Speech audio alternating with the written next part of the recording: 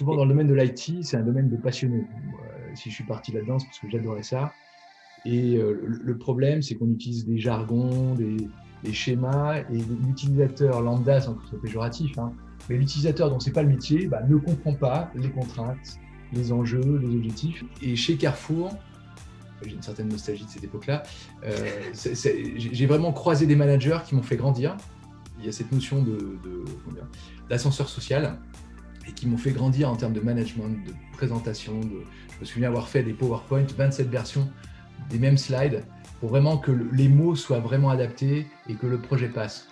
Et ça m'a toujours été utile par la suite et ça m'est encore utile aujourd'hui parce que la com, c'est important. Et même si on a des fonctions techniques, c'est important de vulgariser ce qu'on fait. Bonjour à tous, je m'appelle Bertrand Ruiz, je suis le CEO de l'entreprise AirSaaS, une solution qui aide les ETI et PME à piloter leur transformation digitale. Et je suis super heureux de vous recevoir aujourd'hui pour ce nouvel épisode du podcast CIO Révolution. Ce podcast est né de l'envie de comprendre en profondeur comment fait une entreprise pour se transformer digitalement. Pour cela, nous allons interviewer des DSI d'entreprises de toute taille et les faire parler de leur quotidien, de leurs challenges, de leurs échecs, mais aussi de leur relation au métier pour tenter d'extraire le maximum de bonnes pratiques pour lancer et exécuter une vraie transformation digitale dans son entreprise. La transformation digitale de notre entreprise est un impératif. L'heure est venue pour que la DSI devienne le premier business partenaire de l'entreprise.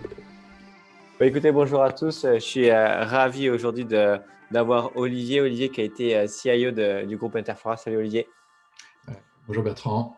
Bon, écoute Olivier, comme toujours, une petite présentation. Tu viens d'où? Quels ont été tes postes et t'en es où aujourd'hui? Eh bien, moi, donc Olivier Perrin, bonjour à toutes et à tous et à tous les auditeurs du podcast. Donc Olivier Perrin, j'ai 49 ans. Je suis marié, j'ai 3 enfants. Ça fait 25 ans que j'interviens dans le domaine de l'IT. D'abord en société de service, puis dans la grande distribution. J'ai fait un passage de quasiment 8 ans à la DSI de Carrefour. Et après, j'ai basculé du côté obscur, on va dire, du côté direction des systèmes d'information. D'abord dans une PME stéphanoise qui s'appelait le groupe Laurent, qui faisait de la distribution de pièces détachées auto et poids lourds. Et puis plus récemment, pendant les 4 dernières années, au sein du groupe Interflora, en tant que CIO. Et depuis novembre 2020, j'ai créé ma structure et maintenant je m'oriente dans le conseil. Voilà. Ok. Et ton expérience donc du coup en prestation de service au tout début de ta carrière, tu considères qu'elle t'a aidé pour ta mission de DSI? Comment Oui, tu vois l'influence de ça? mais très très bénéfique. C'est un accélérateur d'apprentissage, la société de service.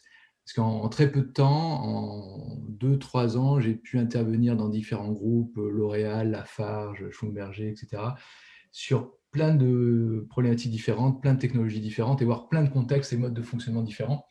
Et ça a été très formateur en termes d'ouverture d'esprit et de veille technologique. Après, mon passage dans la grande distribution, lui, chez Carrefour, m'a permis d'apprendre des méthodes et des process très cadrés, très grands groupes, que j'ai toujours gardé et que j'ai toujours répliqué après dans mes expériences suivantes. Donc, Ok. ces 2 expériences ont été fondatrices, on va dire, dans mon rôle de DSI. Et donc du coup le côté donc multisecteur mais aussi multi-taille d'entreprise, ça t'a apporté ce cadre mais aussi j'imagine une connaissance on va dire des équipes et du management un peu plus diverse que quand tu es mono-entreprise. Exactement, exactement. Si tu veux, le fait d'intervenir en société de service, j'ai été très opérationnel et très terrain.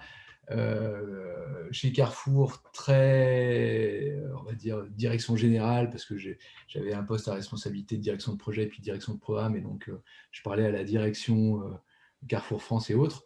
Et donc, ça m'a permis d'avoir cette double facette, être capable d'avoir un discours de proximité aux opérationnels et aux équipes internes, et avoir un discours high level, direction générale, comité de direction, pour présenter les dossiers et autres.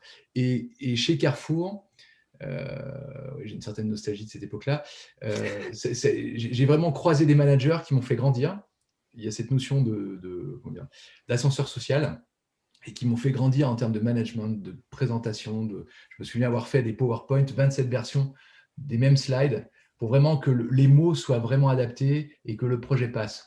Et ça m'a toujours été utile par la suite et ça m'est encore utile aujourd'hui que je suis repassé du côté société de service parce que la com, c'est important Et même si on a des fonctions techniques, c'est important de vulgariser ce qu'on fait. Ok, donc le passage aussi en com, parce que tu parles de management, etc., c'est le souci de la présentation des projets pour qu'ils puissent être compris par tout le monde, en fait. Exactement, exactement. Ok, ça fonctionne, ils ne comprennent pas et du coup, il y a beaucoup de quiproquos dans la complexité des choses. Si, c'est sûr. C'est difficile, suivant son auditoire, de simplifier des process complexes tout en faisant comprendre que derrière, il y a une complexité, il y a une charge, que les projets sont importants, qu'il y a un budget derrière, qu'il faut du temps homme, qu'il faut des cas euros. Et ça, cette dualité où il est parfois compliqué à faire comprendre. Et plus on essaie de simplifier, plus c'est compliqué, justement, à expliquer. Parfois, il y a certaines incompréhensions sur certains projets où on a simplifié à l'extrême pour que les utilisateurs comprennent. Et après, quand on voit l'addition ou le TJM qui va en face, les directions générales ne comprennent pas. Mais bon, C'est l'effet boomerang, ça. ça fait partie du jeu. Et dernière question sur ce point-là, en termes deux questions. Moi, j'ai beaucoup de DSI qui me disent oui, on communique, etc. Puis quand je creuse dans les détails, en fait, ils communiquent vraiment une fois toutes les 6 semaines. Donc, en fait, on n'a pas la même notion de la fréquence de communication et la nature de l'information qui va être communiquée. Ça, c'est le premier point. Et le second, tu as parlé de TJM, etc.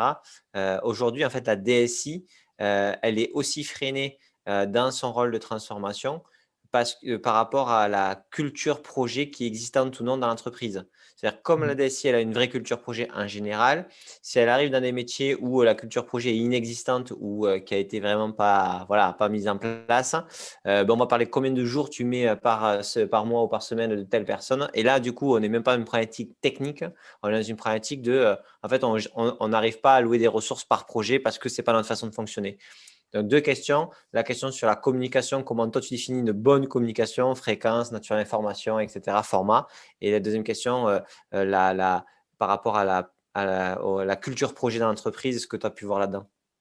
Alors, en termes de communication, dans les différentes sociétés où j'ai été DSI, on avait des comités de direction ou des comités de projet de façon assez régulière. Chez Interflora, c'était tous les 15 jours. Donc, ce qui permettait à la direction générale d'avoir une vision très régulière de l'avancée des projets. Donc là, moi, je faisais des reportings réguliers, plus un point hebdomadaire avec le DG, où là, on avait un échange en one-to-one. En termes de communication un peu plus large, on avait des comités de pilotage avec les key users. Et sur certaines phases projet, la mise en place d'une newsletter interne avec une communication spécifique sur tel ou tel projet. Je n'ai pas eu le temps de le faire chez Interflora, mais l'idée était de mettre en place une plateforme de type intranet de communication, mais ce n'était pas trop dans l'air du temps, donc ça n'a pas été fait. Au sein du groupe Laurent, c'était un peu le même mode de fonctionnement. J'avais mis en place une instance que j'avais reprise de chez Carrefour, que j'appelais le comité de gestion de la demande, où on mettait l'ensemble des demandeurs ou des directeurs demandeurs et des key users impactés, et on faisait une revue de l'ensemble du portefeuille projet pour prioriser les demandes de façon transverse, parce que le groupe Laurent était une société de multifiliales, et donc les objectifs et les priorités n'étaient pas les mêmes d'une filiale à une autre, et la DSI était une fonction transverse, devait trouver un moyen d'harmoniser, et cette harmonisation, cette priorisation n'était pas toujours faite au niveau de la direction générale. Donc voilà un peu ce qu'on essayait de faire. À mon avis, ce n'était pas suffisant, mais après, souvent, les DSI sont pris dans l'opérationnel, et c'est difficile de trouver, lorsqu'on est une DSI interne, le temps de bien communiquer. Au sein du groupe Laurent, je suis resté 8 ans. Effectivement, sur les premières années, il y avait une lacune en communication parce qu'on était vraiment focalisé sur les plans de transformation, et c'était difficile de lever le stylo et de communiquer. Toute la partie accompagnement des utilisateurs, des directions métiers et autres, je l'ai mise en place sur la deuxième partie on va dire, de mon passage au sein du groupe Laurent. Et là, j'ai vraiment mis en place ces instances, cette communication, ces reportings de suivi, tous ces métriques qui permettaient de donner de la visibilité et qui faisaient en sorte que je pouvais promouvoir les efforts qu'on avait fait avant. Mais quand on était en phase de transformation, c'était compliqué. Et chez Interflora, j'ai fait la phase de transformation, j'ai commencé à initier certaines industrialisations. Mais bon, comme j'ai décidé de partir vers d'autres horizons, je ne suis pas allé au bout de cette itération-là. Ok, non mais c'est intéressant. Mais c'est toujours ce problème-là de fixe, de la pyramide de Maslow, on va dire, des besoins Exactement. IT de l'entreprise, où en fait on part quand même d'un niveau assez primaire dans les besoins. Et donc du coup, on est plutôt dans réparer très très rapidement tout ce qui est en train de casser ou tout ce qui est pain pour l'opérationnel avant de se structurer en mode projet, quoi. Exactement. Et puis souvent, au niveau des directions générales, ils identifient la DSI comme étant un organe de production et pas un organe de communication. C'est parfois mal compris le fait que la DSI communique de façon très large euh, au sein de l'entreprise. D'accord, donc ça, c'est pas forcément clair pour une direction générale, et c'est vrai faut quand même le dire, que la DSI, en fait, a vu qu'elle a un rôle transverse pour pas que ça devienne compliqué son rôle, qu'il faut qu'elle puisse communiquer, c'est pas tout à fait, c'est pas tout à fait vu encore comme ça, quoi. Exactement. Et puis après, tout dépend de l'appropriation aussi des méthodologies de conduite du changement. C'est-à-dire, est-ce que l'entreprise accompagne ses utilisateurs de façon bienveillante ou est-ce que c'est fait un peu plus violemment, on va dire, et l'entreprise étant dans une grosse transformation, l'idée c'est d'aller vite vers l'objectif, quitte à ce que ça soit un peu plus douloureux au niveau des équipes. Et du coup, après, sur la deuxième partie de la question, la culture projet des entreprises par rapport à la culture projet des DSI, et est-ce que ça, c'est quelque chose que vous avez vu en termes de freins, c'est-à-dire je suis DSI, j'arrive et je structure un projet, et en fait, les métiers ne savent pas encore ou ne sont pas à l'aise avec ce côté de ben, il faut libérer du temps, combien de jours par mois, etc. Est-ce que ça, vous l'avez vu ou pas Oui, forcément? oui, ça, je l'ai rencontré. Je pense que c'est plus lié à une question de taille d'entreprise qu'un problème de culture, à mon avis. Ok, Euh, euh, chez Carrefour, Carrefour étant un grand groupe, Carrefour avait mis en place des méthodologies de projet très abouties, très, très abouties, qui étaient même en avance, à mon avis, sur certains membres du secteur. Chez Interflora et le groupe Laurence sont plutôt des grosses PME. Et là, il y avait plutôt une culture empirique du projet qui n'était pas homogène. Et effectivement, cette notion de faire des plannings, chiffrer les charges, faire des plans de charge des équipes, que ce soit utilisateurs et DSI, ce n'était pas forcément bien intégré. Au sein du groupe Laurent, je sais qu'il avait été décidé de mettre en place une méthode projet groupe à laquelle j'ai participé justement pour qu'on ait un socle projet commun en termes de méthodologie. Donc ça a été fait et ça a grandement amélioré les relations entre les métiers et la DSI, puisqu'on avait des métriques et des phases projet et des mhm. processus projet homogènes.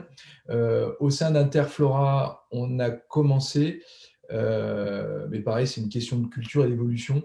Donc en fonction des périmètres et des directions, c'était plus ou moins facile à mettre en place. Ok.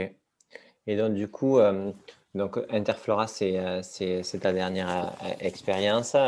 Raconte-nous un petit peu, ça veut dire quoi, là, une transformation chez Interflora? Une transformation chez Interflora, c'est deux projets importants qui m'ont occupé pendant les 4 dernières années. Le premier, c'était de démanteler un très très vieil AS400 sur lequel tournait tout le système opérationnel d'émission et d'envoi de commandes aux fleuristes. Donc ça a été un projet compliqué à gérer dans la mesure où moi j'étais nouveau dans l'entreprise, une grosse partie des équipes IT étaient nouvelles et tout le savoir était dans la tête des key users et mal documenté. Et donc là, la rétro-documentation et la reprise en main des processus a été compliquée et jusqu'au bout, jusqu'à partie déploiement, on a eu des petites déconvenues puisqu'on découvrait certains process ou certaines spécificités qui paraissaient évidentes aux utilisateurs au dernier moment. Donc ça a été relativement complexe à mettre en place, mais ça a été très formateur dans la mesure où on a pu simplifier des process historiques qui étaient là depuis relativement longtemps. Ça, c'est le premier projet. Le deuxième point, c'est tout ce qui touche la web performance, parce que Interflora, c'est un gros e-commerçant. C'est plus de 100 millions de pages vues par an. C'est près de 2 millions de commandes par an. Et donc, ça a été très formateur pour moi en termes de scalabilité des infrastructures, puisque une fête des mers, c'est plus de 30 fois une journée de commandes classiques, avec des pics qui peuvent monter jusqu'à 15 000 commandes par heure. Et donc, ça a été comment mettre en place les plans d'action pour pouvoir résister à ce tsunami de commandes qui arrive le vendredi soir et qui se finissent le dimanche midi. Donc là, avec des mises en place de stratégies de tir de performance, scalabilité des environnements et autres. Donc très, très formateur. Et question, qui c'est pas une question piège, mais j'aimerais bien vraiment connaître la réponse, c'est du coup en faisant le projet, est-ce que tu as réussi à avoir le temps et l'énergie de toi documenter ça pour les prochains en disant Alors, oui, on a documenté beaucoup de choses. Alors, c'est comme tout, on n'a pas tout documenté, hein, mais toutes les règles de gestion métier stratégiques et critiques ont été documentées. Tous les algorithmes, notamment ce qu'on appelle l'affectation des commandes chez Interflora, qui permet de dire cette commande, je l'affecte à tel fleuriste parce que c'est celui qui pourra livrer le mieux le client et apporter le meilleur service client. Ça, c'est des processus sur lesquels on a mis en place un maquettage, des simulations à volume réel pour voir justement l'impact sur la qualité de service et l'impact sur l'affectation des commandes. Et c'est ce qui a pris beaucoup de temps parce que cet algorithme datait de 30 ans et on a essayé de le modéliser avec de nouvelles règles et de voir les impacts avant-après. Et c'est cette partie-là qui a été compliquée. Ok, d'accord. Et donc, du coup, Interflora, donc un e-commerçant, donc normalement, dans l'esprit qu'on a, c'est un groupe qui est quand même extrêmement numérique Oui, tout à fait, oui. à la base. Est-ce que par rapport aux expériences que tu as vues, il y a une différence fondamentale entre un groupe qui a la base numérique qui doit se transformer, d'un groupe mais que du coup pense qu'il est déjà numérique et du coup peut-être a un passif là-dessus, d'un groupe qui l'est pas du tout et qui doit se transformer? Est-ce que tu vois des lignes de force différentes? Euh, alors, bon, moi, ce que je vois comme une grosse différence entre le groupe Laurent et Interflora, c'est ce que j'appelle le temps stratégique. Et c'est plus lié au cœur d'activité plutôt qu'au niveau Ok, de numérique. C'est-à-dire que Interflora étant de l'e-commerce, le e-commerce va très vite et il y a une réactivité extrême par rapport au marché, par rapport aux clients, par rapport aux réseaux sociaux qui véhiculent des avis positifs, des avis négatifs. Et donc, ça demande une extrême réactivité au niveau des directions marketing, des directions informatiques, parce qu'il faut implémenter une nouvelle promotion, un nouveau produit. Faut aller très vite. Et ça, dans le domaine du groupe Laurent, qui était la pièce automobile, le temps stratégique était plus long. Les projets avaient on avait plus de délais pour faire les projets étaient plus longs. Donc, on était en livraison quasiment, je ne vais pas dire livraison continue chez Interflora, mais on livrait des mises à jour toutes les semaines ou tous les 15 jours. Là où au sein du groupe Laurent, c'était tous les mois ou tous les trimestres. Et donc, ça change la façon de gérer les projets, la façon de gérer les urgences, la façon de gérer les priorités et autres. Donc, c'est ça la différence majeure. Après, les deux sociétés étaient déjà bien numérisées, mais les process n'étaient pas toujours très optimisés. Et donc, une des parties de mon rôle ou de ma mission a été d'harmoniser les DSI de façon transverse, que ce soit au niveau réseau, mettre en place un MPLS, les outils collaboratifs, etc., au sein des différentes filiales qui étaient plutôt gérées de façon verticale auparavant. ok. Ouais, très clair. Donc, du coup, c'est plutôt lié à la nature en fait du modèle, on va dire produit marché, quoi. Est-ce qu'il y a une Oui, réactivité forte là-dessus qui impacte du coup la façon dont vous gérez que. Après, c'était les deux entreprises qui avaient un passif numérique déjà assez fort. oui, C'est oui, ce avec qui des est. connaissances et puis qui avaient bien compris l'intérêt du numérique. Ok, Interflora, son chiffre d'affaires réalisé clairement. sur Internet est phénoménal. Et le groupe Laurent avait bien compris l'intérêt du numérique et un certain nombre de leurs filiales sont passées de 0% de chiffre d'affaires sur Internet à 80% quand je suis parti. D'accord, Donc, ouais. avec Grosse. la mise en place de prise de commande par Internet, de call center avec des SVI. Et donc, elles ont bien compris cet intérêt. Après, la partie marketing n'était pas forcément très aboutie chez le groupe Laurent, ce qui n'est pas le cas chez Interflora, puisque c'est un e-commerçant et là, le marketing, il faut vraiment qu'il soit pointu. Mais ils avaient bien compris l'intérêt des outils numériques. Ok. Et non, mais super, super intéressant. Est-ce que pour des groupes donc, comme Interflora ou Laurent, le recrutement des techs qui sont nécessaires à porter de cette transformation était un point complexe ou au contraire, le fait qu'il y avait des enjeux de dingue, que la marque est connue, vous avez arrivé à recruter dans de bonnes conditions? Non, là, le recrutement est également difficile, hein. Malgré la notoriété d'Interflora, le fait de trouver de bonnes ressources reste compliqué, hein. Et par bonnes ressources, j'entends à la fois des gens qui sont techniquement performants et compétents, mais également quand le mindset, c'est, on revient au temps stratégique, ce mindset du temps stratégique et de l'hyperactivité, tout le monde ne l'a pas. Donc, entre guillemets, Interflora, c'est un service 7/7, 24/24.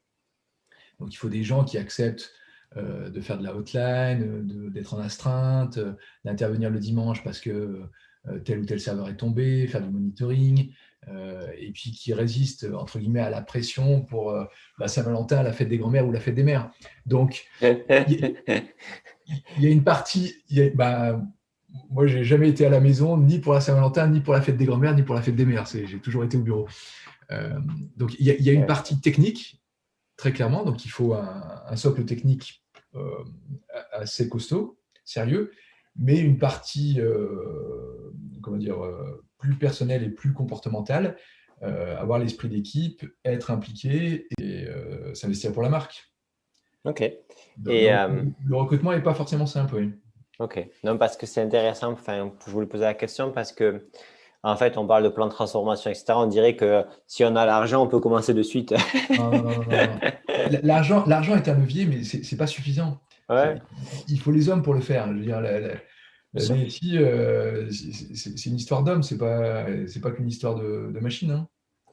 Et, euh, et par rapport ben, à ces projets-là, etc., si vous deviez parler de vraiment d'un échec assez cuisant que dans un des projets que vous avez fait, ça serait lequel et pour quelle raison ça a été un échec?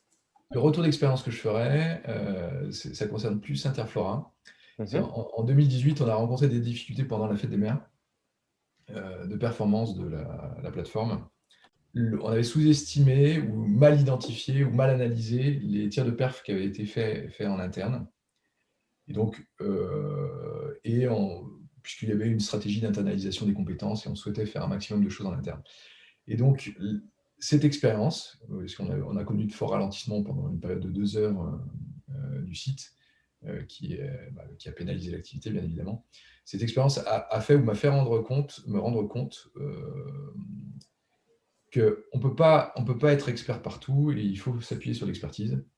Et même si on fait des audits flash, parfois, ce n'est pas suffisant. Et donc, à l'issue de fort de cette expérience, il a été décidé, et j'ai décidé avec la direction, de mettre en place tout un plan de sécurisation et de tir de performance avec des acteurs spécialisés en la matière, parce que c'est vraiment une spécialité. Et ça nous a fait beaucoup gagner en compétences en interne, ce qui permet maintenant aux équipes d'Interflora d'être quasiment autonomes sur ces parties-là. Mais au début, on a essayé de faire avec les moyens du bord et comment dire, à budget réduit, et on s'est rendu compte que c'était une mauvaise stratégie à moyen et long terme. Ben, la performance, c'est comme la sécurité au final. C'est bien sûr, on peut tester avec peu de moyens. Par contre, quand il y a un vrai souci, en général, c'est Ah, qu'il exactement. il fallait creuser plus profond et en plus, il faut avoir les compétences pour le faire. Ça, Exactement. Alors, on menait des actions, mais on menait des actions ponctuelles. Et le site évoluant très régulièrement, ce n'était pas suffisant. Donc là, il a été décidé de mener des actions sur la durée, de façon régulière, sur la partie performance, sur la partie sécurité également. Donc, tu as abordé ce point-là. Avant mon départ d'Interflora, on a mis en place des tests de pénétration pour vérifier la robustesse de la sécurité du site. Et je sais que c'est des choses qui perdurent dans le temps. ouais, non, mais c'est super important. Mais on parlait au tout début de artisan ou industriel. Est-ce que je bidouille? Est-ce que j'arrive à faire en sorte que ça tienne? Ou est-ce qu'il faut que voilà, j'industrialise mes processus, ma façon de faire? Là, on parle de la performance, on parle de la sécurité et on peut parler aussi de la transformation et l'industrialisation de la transformation dans l'entreprise qui nécessite en fait à un moment donné des moyens, une structure pour avancer de manière carrée et pas se prendre un stop dans 3 mois parce qu'on n'avait pas pensé que en fait, tous les projets se télescopent au même moment, quoi. Bon, on est d'accord, mais alors, ma perception, c'est que j'ai l'impression que les entreprises ont besoin d'une certaine courbe d'apprentissage et Ouais. d'être près du mur la première fois pour pouvoir passer à l'étape suivante. Et en tout cas, dans mon expérience en tant que DSI, j'ai toujours connu l'acceptation de tout ce qui était lié à la qualité a souvent été fait après une expérience difficile. Ok, intéressant. Et bien moi, ça, je pense que c'est très lié à notre culture où on apprend très peu des erreurs des autres et on maximise toujours les nôtres. C'est-à-dire, Oui. il y a des cultures où tu fais venir des intervenants chez toi qui t'expliquent leurs problèmes et là où ils sont arrivés dans le mur, tu te dis, ah, il y a deux façons de le voir. C'est putain, qu'est-ce qu'il était vraiment couillon celui-là, franchement, nous, ça ne nous arriverait pas. Ou au contraire, dire, mais attends, nous, pourquoi ça ne nous arriverait pas? Et est-ce qu'on a mis les choses? Parce que si ça lui arrivait à lui, alors que bon, il n'a pas l'air plus bête que nous. Et c'est vraiment deux façons de voir l'expérience des autres où nous, j'ai l'impression on aime bien attendre un peu que Oui, ça et puis tire chez nous. c'est la culture du risque, ou du moins de la gestion du risque, qui n'est pas forcément toujours très développée, très déployée.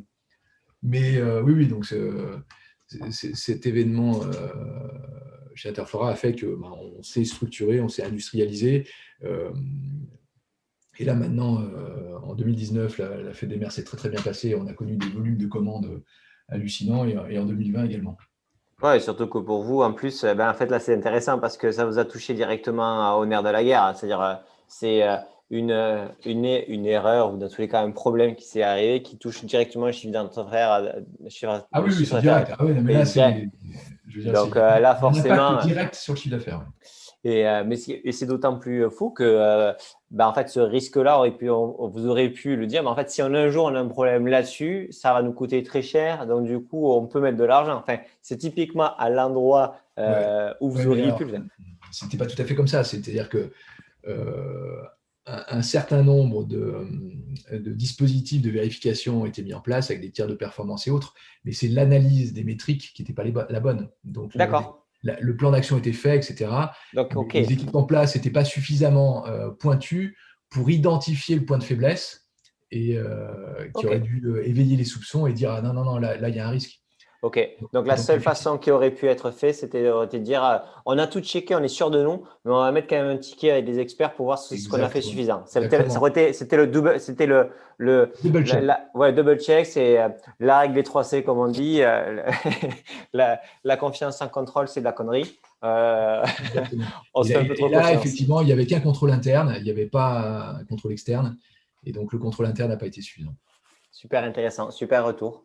Et aujourd'hui, dans le recul que vous avez sur vos expériences positives, négatives, etc., euh, ça serait quoi le conseil que vous donneriez à un DSI qui prend un poste, voilà, nature de mission, nature d'entreprise, un peu pareil. C'est quoi le conseil un peu fondamental dans la prise de poste, dans la structuration de sa timeline que vous lui donneriez? Ah bah, ça serait de négocier une période, je ne sais pas s'il faut 6 mois, 9 mois, j'en sais rien, mais une période justement d'industrialisation des process de la DSI avant d'entamer les projets de transformation de l'entreprise. Parce que souvent, les directions générales sont pressées et souhaitent que les projets de transformation avancent. Mais c'est au détriment de la structuration de la DSI, c'est ce qu'on disait tout à l'heure. Et donc après, on traîne ces défauts de fonctionnement ou ces difficultés de fonctionnement pendant longtemps et c'est plus difficile à organiser. Donc tout ce qui est culture projet, outils de suivi, processus de communication, etc., etc., il faudrait tout industrialiser au début et puis après Ouais. capitaliser sur cette industrialisation pour lancer tous les projets d'entreprise. Et est-ce que si on tire un petit peu ça, et moi je trouve ça super intéressant, est-ce que ça serait pas de dire je suis recruté, ok, il me faut un DSI de transition adjoint pendant 12 mois qui va s'occuper du run, là, qui va savoir là-dessus, pour que moi je puisse mettre en place cette structure, etc. Et que comme ce n'est pas quelqu'un qui va rester dans la boîte où il y a des problématiques d'ego, de management, etc., puisque c'est un des sites de transition, il n'y a pas d'enjeu là-dessus, tout le monde le sait. Mais lui, il est là pour que ça tourne pendant un an et pour me faire une passation clean parce que j'ai besoin de cadrer les équipes sur la notion de projet. C'est une question. Ah, mais si, c'est très pertinent comme dispositif. Si.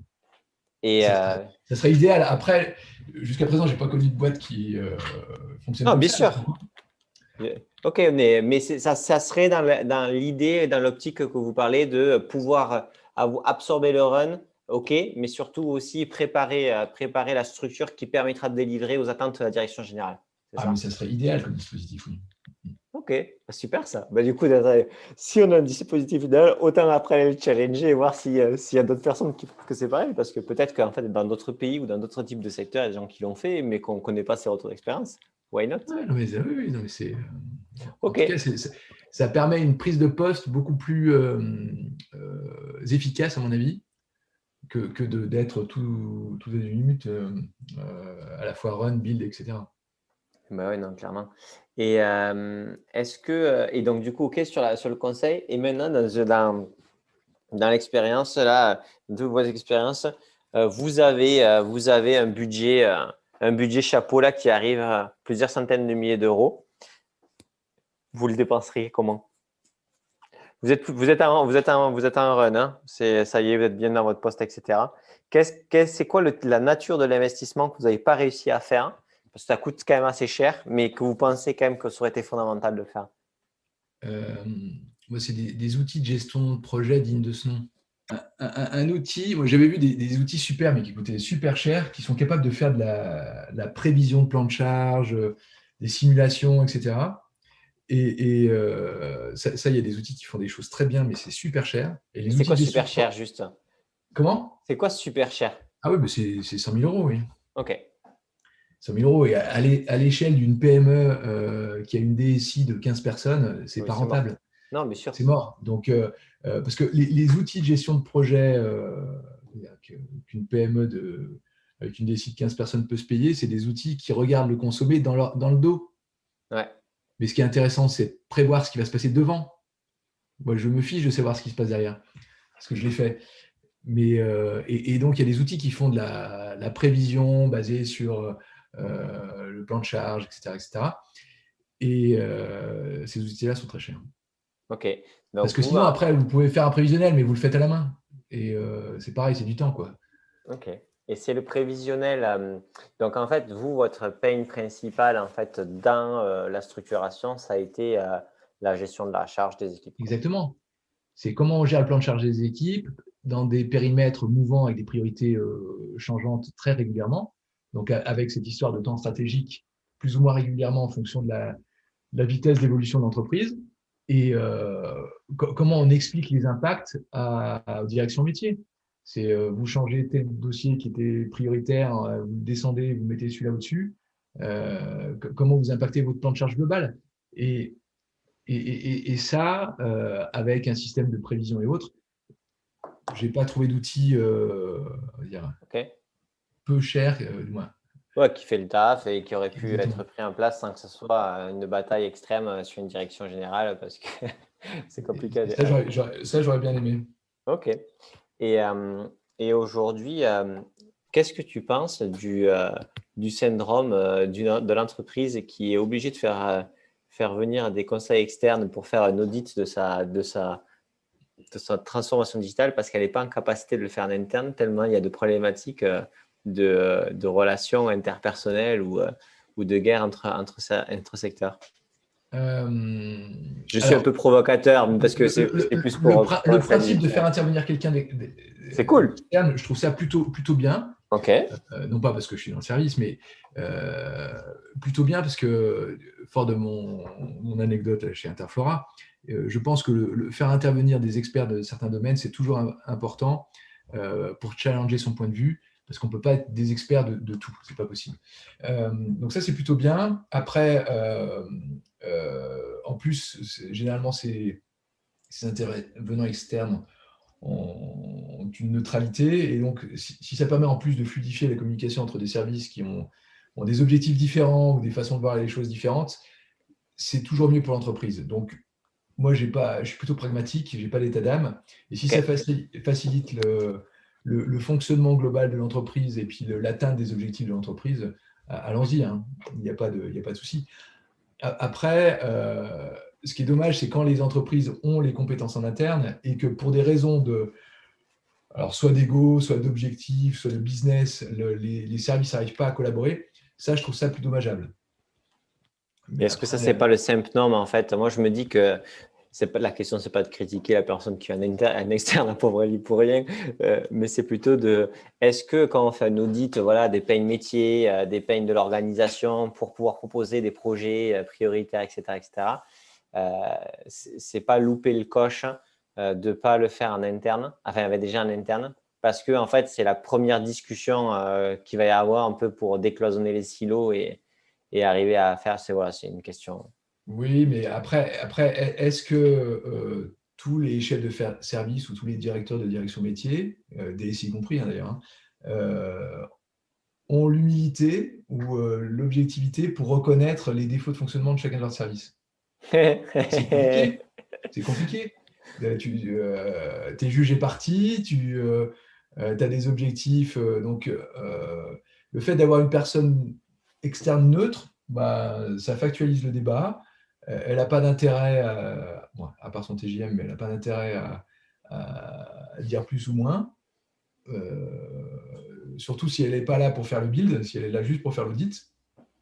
Ok. Donc, ça peut être ça. Après, tout dépend comment c'est fait, tout dépend dans quelle optique c'est fait. Mais généralement, en tout cas, à chaque fois que j'ai fait des audits externes, ça m'a permis d'évoluer et de grandir en termes de connaissance de mon SI par rapport à des choses que je méconnaissais, dont on m'avait pas caché, mais comme ça faisait partie des meubles, les gens avaient l'habitude et ne faisaient plus attention à ces niveaux de risque. Donc, on découvre un certain nombre de choses. Ok. Je pense que ça peut être ça. Si c'est uniquement là pour faire de la communication entre services, par contre, c'est un peu dommage. Ok, d'accord. Et aujourd'hui, par rapport à la complexité, on va dire la dualité complexité technique, complexité humaine, vraiment, je les sépare. Alors que bon, des fois, ça peut être lié. Hein. Tu dis en termes de pourcentage d'énergie passée pour résoudre des problèmes, c'est quoi? 50-50? Ou maintenant, ça serait quoi? Ouais, je pense que oui, c'est soit 50-50, soit 60-40, mais ça reste, les deux sont au même niveau, enfin, sont relativement au même niveau. mais oui, Ok. mais parce que le poste de DSI, en tout cas, la façon dont moi je le voyais, c'est un généraliste qui doit comprendre les techs. Donc, il y a des problématiques techniques et il faut s'asseoir à côté des techs, faire les arbitrages sur les choix d'architecture, sur les orientations techniques, les niveaux de risque et autres. Donc ça prend, ouais, en tout cas, moi, c'était des domaines qui me plaisaient beaucoup, donc ça prenait bien 50% de mon activité. Et après, c'est faire le lien avec les directions métiers, les key users, donner de la visibilité, gérer les budgets et autres. Et oui, c'est pas loin de 50-50. Ok. Donc, ouais, on est encore quand même là dans un métier tech et humain, managérial, quoi. Alors après, ça vient peut-être de la taille de mes entreprises, avec des équipes d'une quinzaine de personnes.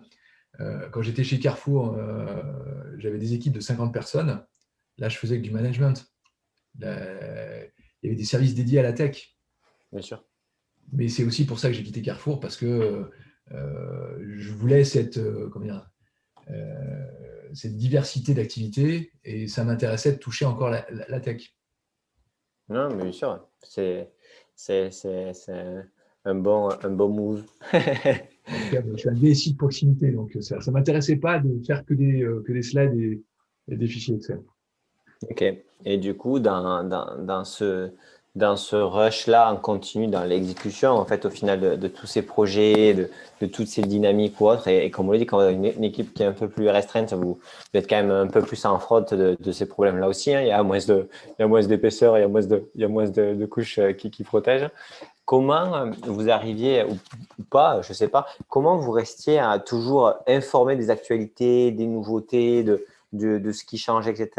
C'est-à-dire que je vois souvent aussi pas mal de gens rentrer avec une vraie grosse veille sur tout ce qui se passe et du coup qu'ils arrivent à être un temps en avance et puis des fois se faire attraper par le quotidien de l'exécution et donc du coup rapidement aussi décrocher là-dessus. Vous avez réussi, comment vous vous y preniez? En termes de veille techno, tu veux dire? Ouais, veille techno, veille managériale, veille meilleure organisation, tout ça quoi. Alors, trois canaux, trois vecteurs. Le premier, c'est que comme je suis un passionné, ça m'intéresse et donc je me documente beaucoup. Donc ça, depuis des années, je fais de la veille et je suis un certain nombre de produits, de communautés et autres qui m'abreuvent d'informations. Donc ça, c'est le premier canal. Le deuxième, c'est que je participais, et là, dans mes nouvelles fonctions, je participe encore à des réseaux de DSI ou d'entreprises avec des ateliers thématiques, des petits déjeuners à thème et autres. Et ça permet de faire de la veille continue et puis d'échanger entre ses pairs. Ça, je trouve ça super important, notamment quand on est un DSI d'une entreprise de taille moyenne, d'échanger avec d'autres DSI, de voir quels ont été leurs problèmes, comment, avec quels fournisseurs ils travaillent, quelles sont les solutions qu'ils mettent en place, etc. Donc ça, je posais beaucoup de questions à mes pairs. Également, tous ces forums, que ce soit à Paris, à Lyon ou autres, où on parle de thématiques précises. Donc ça, je suivais pas mal ces événements. Alors, je faisais peut-être deux événements par an et le reste, je suivais à distance. Mais ça permet de rester un peu au contact et de voir les évolutions du marché. Après, dans mes équipes, j'avais des personnes qui étaient également très passionnées et qui étaient architectes sur telle ou telle thématique. Et eux, ils suivaient ça à titre perso et ils m'abreuvaient régulièrement de technologies et d'informations. Et ça nous permettait de nous tenir au courant des choix stratégiques et des orientations vers lesquelles on souhaite aller. Ok. Et dans vos équipes, vous aviez un BRM, un IT business partner, etc. Ou c'était que des personnes tech? Alors, j'avais deux IT business partners, on va dire. Un front office, un back office, donc qui faisait le lien avec toutes les directions métiers. Et j'avais des admins et autres, et des devs, et deux architectes, un architecte plus applicatif et un architecte plus technique, qui eux avaient dans leur plan de charge de la veille à mettre en place. Oh, ok, super ça. Et cette équipe-là, c'est vous qui l'avez constituée, c'est ça? Oui, mais c'est pareil, ça demande un cycle de gagner en maturité. C'est-à-dire que je ne l'ai pas fait dans les 2 premières années chez Interflora, c'est venu sur les 2 dernières années. C'est le temps de trouver les bonnes ressources, de bien en parler des projets, de bien sentir qui avait telle ou telle sensibilité, voire de recruter de nouvelles ressources. Ça se fait généralement en deuxième partie de mandat. Un mandat, c'est beau ce mot pour un DSI. Un DSI, un mandat, parce qu'au bout de 4 ans, on va regarder si… les DSI, je ne sais pas s'il y a des dates de péremption, mais il y a des cycles. Donc généralement, c'est en deuxième partie de cycle que tu arrives à optimiser tes équipes, tes process, que tu restructures l'organisation du service et que tu fluidifies tes process. Ouais. En tout cas, pour moi, ça a toujours été comme ça.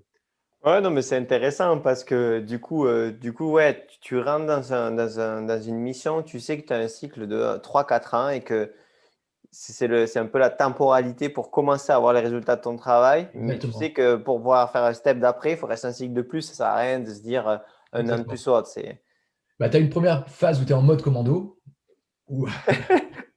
Pompier, bonjour. Exactement. Et après, tu as la deuxième phase où tu industrialises et tu passes en mode run.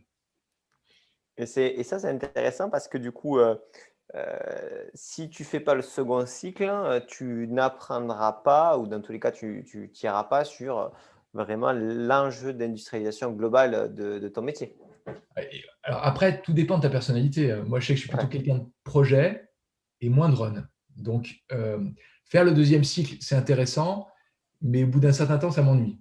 Et tu penses que le second cycle, ce n'est pas une accélération du nombre de projets avec une montée en puissance de cette industrialisation de transformation? Oui, mais après, les process sont rodés, donc tu es moins… Oui, tu accélères le nombre de projets, etc., mais c'est toujours la même chose, parce que les process sont en place. les équipes ne sont pas assez fluides, ta gestion de la demande, elle est structurée, il y a moins de nouveautés. Il n'y a pas cette Ok, adrénaline de la construction. d'accord, tu Tu es en penses, ouais. phase Ok. d'accélération, mais tu as déjà rodé ta voiture, tu as fait le réglage moteur et tu suis la Formule 1 qui tourne sur circuit, tu attends qu'elle rentre au stand, etc. Tu changes les roues. Mais bon, c'est moins rigolo que de la concevoir. D'accord, c'est ouf ça. Tu vois, par exemple, moi, aujourd'hui, dans les DSI que j'interviewe, tout ça, j'ai pas l'impression en général de voir des, des, des, des process qui sont fluides et Ouais, en fait, si tu veux, c'est vrai. Je dirais ça comme ça, mais après, c'est reste que des conversations d'une heure, 2 heures, je sais pas, mais le niveau d'industrialisation de la transformation que j'entends ne me paraît pas un niveau vraiment industriel. Voilà, je dirais ça comme ça. Non, non, on est d'accord, mais ce que je veux dire, sur une itération de 4 ans, on va dire, entre au début et la dernière année, tu as des process qui se sont rodés. Et Bien donc, sûr, il y a moins de nouveautés. À la fin, chez Interflora, on savait cloner les serveurs en une ligne de commande. ouais, Alors qu'au début, ça prenait 3 mois. ok. Donc, si tu veux, Tu avais toutes les phases. industrialisé les sujets qui te plaisaient le plus. Parce que le premier que tu me dis, c'est un sujet tech. Oui, oui, oui, oui, parce que je suis très tech. Non, mais ça nous pénalisait en termes de réactivité. Ça Non, bien pénalisait le sûr, bien business. sûr, bien sûr. Ça pénalisait le business. Et puis en plus, ça coûtait à l'entreprise. C'est-à-dire qu'il fallait monter les serveurs pour la fête des mères le 1er janvier. Aujourd'hui, on les monte le 1er mai. Et donc, ça Ouais, fait des économies phénoménales pour l'entreprise. ouais, non, c'était très CTO en fait. C'est-à-dire que la techno est à la base du cœur du Ah oui, business mais development. oui, parce que 100% du chiffre d'affaires passe par l'IT. Donc, il fallait sécuriser ces process-là. Ok, super, non, mais c'est super intéressant. Et donc, du coup, c'est clair que si tu dois trouver, bon, plus tard, parce que là, tu te lances dans un nouvel enjeu plus perso et plus conseil, mais une DSI, tu vas aller chercher une DSI tech avec Oui, des enjeux encore plus importants oui, là-dessus, quoi. oui, oui, oui, oui. Oui, oui, très tech, oui, c'est ce qui m'intéresse. Oui. Tu sais dans quel secteur? Bah, tout ce qui est web et e-commerce, ça m'a beaucoup plu chez Interflora. Donc, si je peux rester dans ce secteur, ça m'intéresse, oui. Ok, intéressant. Bon, tout ce qui va, tout ce qui arrive, je pense que tu Oui, n'auras oui, je pas pense trop de qu'il soucis. y aura de quoi faire. Alors, en même temps, c'est très, je trouve l'adjectif, c'est très prenant. C'est-à-dire que comme c'est Ouais. de la réactivité, mais c'est passionnant. C'est passionnant. Ben ouais, non, bien sûr, et puis comme tu le disais, ce qui est intéressant, hein, c'est l'adrénaline de l'e-commerce, c'est-à-dire que ton impact, il est cash, quoi. Tu le Ah vois oui, direct. et puis tu vois l'effet des campagnes. Tu vois une opération vente privée, on voyait l'effet sur le trafic tout de suite, hein. Et ça, tu vois le temps réel, le vrai temps réel. Et ça, c'est intéressant. Ben, du coup, oui, et puis ça permet de valoriser plus facilement le travail de la DSI, puisque tu es en prise directe et en termes de métriques avec le sales, quoi. Ah oui, oui, oui, ah oui, tout à fait, oui. Oui, oui, la performance du SI a un impact direct sur les sales. Et immédiat. En Mm. mode, tu peux tu peux dire, la semaine dernière, on a changé ça, on a pu améliorer de tant de pourcentage, de temps de chargement de la page, et du coup, ben, ça a fait tant de. Ouais, non, c'est ouf. Ok, Oui, c'est trop sûr. cool. Est-ce que tu as un dernier point que tu aimerais partager avec nous, que ça soit sur ton dernière expérience ou plutôt sur ce que tu as appris un peu sur ce métier-là de DSI? Euh, Après, oui, le point important, je pense que pour un DSI, c'est d'être bien entouré. Donc, moi, je suis un homme de projet et un homme qui aime les relations. Donc, euh, au cours de mon parcours, j'ai fait en sorte d'être bien entouré. Et je pense qu'un DSI ne peut réussir que s'il a une bonne équipe. Euh, Même si j'adore la tech, et tu l'as remarqué, mais euh, même si c'est un poste tech et autres, je veux dire, ça reste un poste où on gère des hommes et des femmes. Et donc, il faut être bien entouré. Il faut avoir une bonne ambiance dans l'équipe et autres. Et moi, je faisais en sorte qu'effectivement, il y ait cet esprit d'équipe et de corps et que l'équipe soit derrière le DSI et que moi, je sois là pour comment dire, faire tampon entre toutes les sollicitations extérieures, qu'elles soient clients internes ou clients externes, pour que l'équipe puisse travailler dans de bonnes conditions. Et ça, c'est très important pour moi. Donc, j'ai la chance d'avoir eu des équipes qui m'ont toujours suivi. Et ça, c'est une fierté, on va dire. Ben ouais. Donc du coup, c'est enjeu principal, la capacité à créer et à motiver une équipe en continu de haut niveau pour pouvoir transformer l'entreprise. Oui, exactement. Parce que la tech, Allez-y. il y a toujours des solutions tech. Après, elles sont plus ou moins bonnes, mais après, il faut les hommes aux manettes qui vont bien. Ben ouais. Et ça, est-ce que tu penses que, parce que j'ai vu un DSI qui avait changé de poste et un an plus tard, toute son équipe de l'ancienne boîte était venue avec lui, quoi. Est-ce que tu penses que dans ces moments, parce que voilà, un DSI, quand tu fais, c'est un rôle qui est prenant, moi je dirais aussi que tu prends cher quand même. Est-ce que tu penses que les C'est liens joliment dit. tu remarqueras, je sais choisir mes mots. C'est joliment dit. Mais tu sais, dans certaines boîtes, il y a le gilet pare-balles qui vient avec le poste. Non, mais c'est ouf ça. C'est ouf. Et est-ce que tu penses que ça crée aussi une plus grande, ou dans tous les cas une vraie et sincère loyauté des équipes et que donc du coup, si tu recroises les gens de ton équipe, que ce soit Interflora ou dans d'autres, ça crée aussi la capacité de créer des équipes plus rapidement dans d'autres enjeux. Oui, c'est sûr. Moi, à mon niveau, j'ai certaines personnes qui m'ont suivi quand je suis parti de chez Laurent pour aller chez Interflora.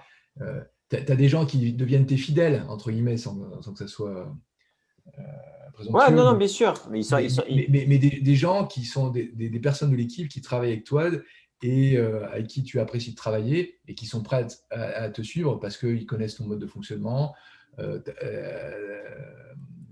ta bienveillance, etc. Donc oui, et c'est naturel que le DSI veuille s'entourer de personnes qui lui sont loyales. Donc oui, ça ne me surprend pas, c'est normal, ça se fait. Mon successeur chez Interflora, il a fait venir des collaborateurs de son ancienne société. C'est normal. Après, il faut que ça se passe en bonne et due forme, mais c'est tout. Ok, très clair pour moi. Très clair pour moi.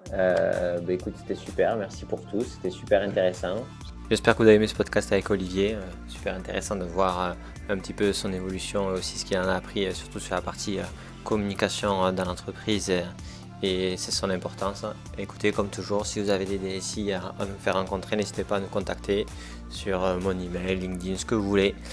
C'est toujours hyper intéressant d'avoir vos retours aussi, donc n'hésitez pas, que vous aimez pas. C'est top de pouvoir s'améliorer. Allez, merci. Allez, ciao.